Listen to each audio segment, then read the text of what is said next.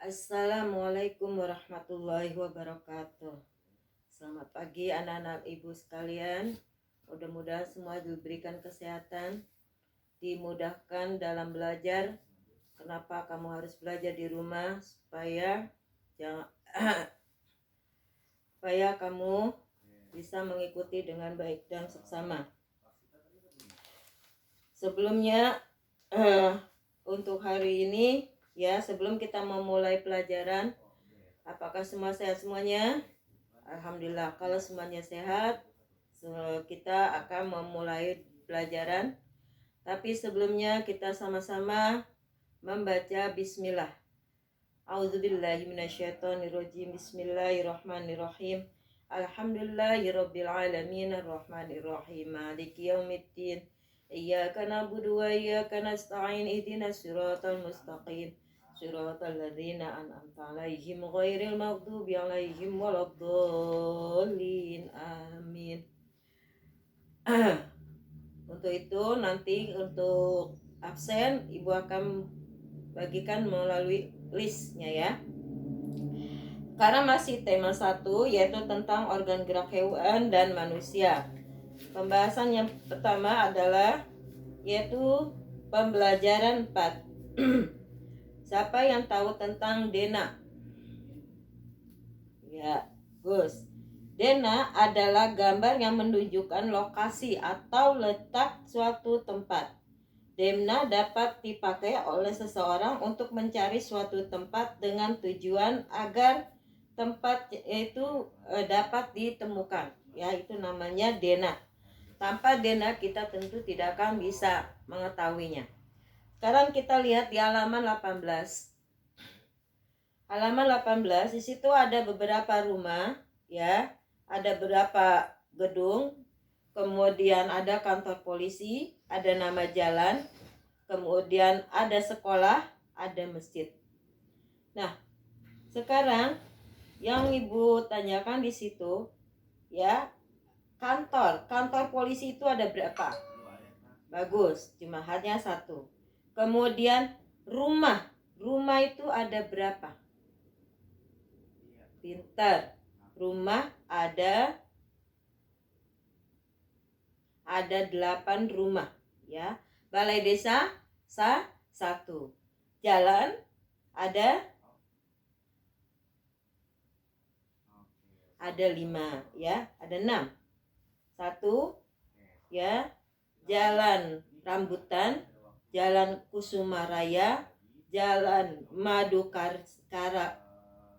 Madukara, kemudian Jalan Pemuda, Jalan Majapahit, Jalan Kusumaraya, dan Jalan Sentosa. Itu namanya ya. Kalau kita bikin Dena ya, ada rumah, ada gedung, ada kantor ya, ada pasar. Tuh kita bikin Dena. Jadi Dena itu ada, lihat lokasinya di mana, posisinya di mana ya. Kalau kita perkantoran ya, kantor ada gedung. Kalau kita perumahan berarti ada alamat rumah. Nah, kemudian kita cari tahu yaitu tentang peta ya. Peta kemarin udah Ibu bicarakan. Di sini di dalam buku halaman 18 ada peta yaitu gambar seperti huruf F. Itu namanya Pulau Sulawesi. Ya, ini Kalimantan. Ya, ini Pulau Sumatera. Sekarang yang akan Ibu tanyakan di sini, Pulau Sumatera adalah merupakan pulau yang terluas kelima di dunia. Merupakan wilayah perairan sehingga banyak terdapat rawa. Ya, Pulau Sumatera tuh banyak rawa ya. Di wilayah timur terdapat banyak sungai besar seperti Sungai Musi, Batanghari, Asahan, Indragiri, dan lain sebagainya. Di Sumatera banyak juga gunung yang beraktif, yaitu Gunung Marapi, Talang, Sinabung, dan lain sebagainya. Kita lanjut ke Pulau Sulawesi. Pulau Sulawesi merupakan wilayah daerah yang terjal dan bukit-bukit sehingga memungkinkan untuk memiliki sungai-sungai yang terjal.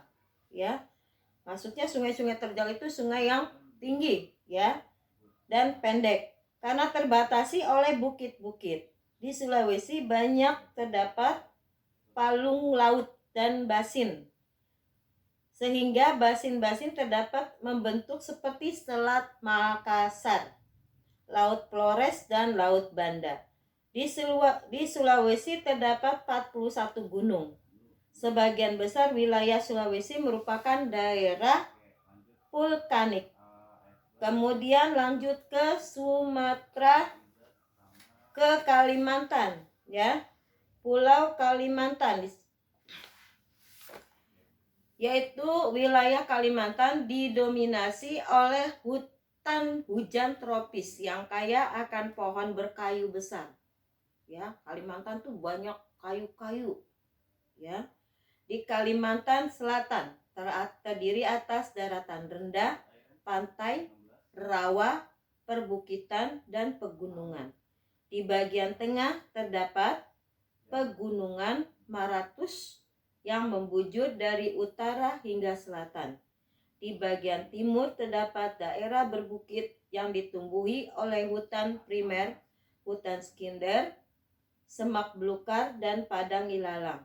Di bagian barat adalah dataran rendah yang terdiri atas rawa monoton, rawa banjir, rawa pasang, surut, dan daerah aluvial. Kemudian daerah Kalimantan biasanya ditumbuhi oleh hutan bakau, hutan rawa, dan lahan sebagai jenis rawa. Nah, itu yang yang kita bicarakan di sini tentang Pulau Sulawesi, Kalimantan, dan Sumatera. Nah, di sini ada gambar, yaitu gambar menunjukkan, lihat halaman 19 yang punya buku, tolong dibuka. Gotong royong adalah salah satu contoh pola perilaku yang dimiliki oleh masyarakat Indonesia. Gotong royong budaya adalah nenek moyang bangsa Indonesia yang patut dilestarikan dari generasi satu dengan generasi yang lain. Maksudnya gini, dari kita dari orang tua sampai punya anak, punya cicit, punya cucu, dan sebagainya. Itu Kemudian untuk tugas selanjutnya adalah kamu nanti buatlah checklist atau X mana yang menunjukkan gotong royong. Gotong royong itu kerjasama tidak maksudnya tidak bekerja sendiri, dia bersama-sama Ini nomor 1 gambarnya apa, kemudian yang kedua dan yang ketiga. Lanjut di situ Kemudian di sini menentukan isi pokok. Isi pokok adalah masalah utama yang dibahas dalam suatu paragraf. Nama lain ide pokok antara lain yaitu pokok pikiran, gagasan utama, gagasan pokok, dan pikiran utama. Ada beberapa macam ide pokok, yaitu yang pertama, kalimat utama. Yang kedua, membalik kalimat utama dan menyimpulkan kalimat utama. Kemudian yang ketiga, menyimpulkan isi paragraf atau menyimpulkan isi paragraf digunakan untuk menentukan ide pokok jika tidak bisa menyimpulkan dari kalimat utama. Nah, yang sekarang kamu cari yaitu paragraf 1, 2, dan 3. Kamu menulis tulis buku tulis yaitu dengan judul Gotong Royong Wujud Nilai Pancasila. Kamu menulis karangan yaitu tentang atau judulnya Gotong Royong Wujud nilai Pancasila. Gotong royong nilai wujud nilai Pancasila. Kamu tulis dulu. Nah, setelah kamu tulis semuanya, ada paragrafnya, ada 3 ya, 3 paragraf. Nah, nanti kamu tulis di situ ide pokoknya itu apa. Pokok yang pertama, ide pokok keduanya apa, ide pokok ketiganya apa, kemudian kalimat pengembangnya itu apa ya. Nah, kamu kerjakan di situ. Nah, kemudian berilah tanda checklist yang di bawah. Lihat nanti halaman 20 ya. Nanti ya bagi yang belum punya, nanti ibu akan foto. Nanti ibu akan foto, terus ibu akan berikan di situ ya. Ibu berikan kepada anak-anak. Nah, semuanya udah paham? Udah mengerti? Ya. Lalu untuk kesimpulannya, ya kamu hanya mengerjakan yang apa yang ibu kerjakan. Yang pertama yaitu tentang ini halaman 18, kemudian halaman 19, halaman 20 ya. Dah, sampai di sini dulu. Ada yang mau bertanya? Ada yang belum paham? Ya, kalau memang belum ada yang paham, silakan kamu bertanya nanti di WA ibu ya. Setelah itu ibu mengucapkan selamat belajar dan tetap semangat. Wassalamualaikum warahmatullahi wabarakatuh.